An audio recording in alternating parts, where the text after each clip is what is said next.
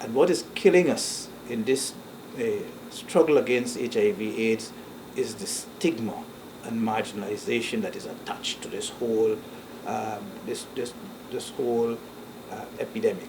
And unless we change that, unless we can look at a person knowing their serology might be positive and treat them, with all their rights and so on, only then we would actually achieve that elimination. Estimates of HIV prevalence vary among the different categories of persons infected, but what is known is that there has been a decrease in the number of persons living with the disease in this country.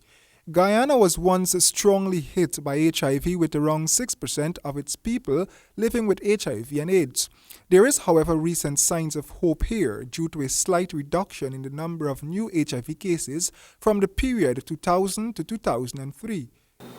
The ARVs, that is the antiretroviral treatment, has been lower in cost, and it's now like 1 tablet a day, and it is less toxic. Okay, all of those things, even the testing has changed a lot. Where before you had to wait for a length of time and for them to inform you, and so on, you could actually get the results immediately. And we had to depend on that CD4 count to know what level it was. Labs would have come into play before we decide whether we'll treat you. Now, we learned from Brazil that, and from other countries as well, that from the time you are positive, we should place you on treatment. Guyana is one of 5 countries in Latin America where the HIV epidemic has become generalized, meaning that most of the population are aware of the disease.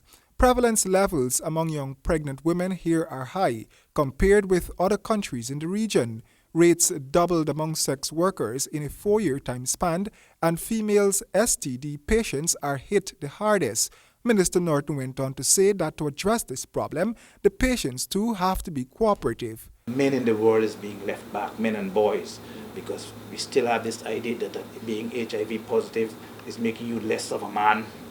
And and we find men's attitude towards healthcare, that going to the health center is a function for women to do, and so on, and that if I'm more macho, like, I'm less likely to suffer from AIDS and things like that.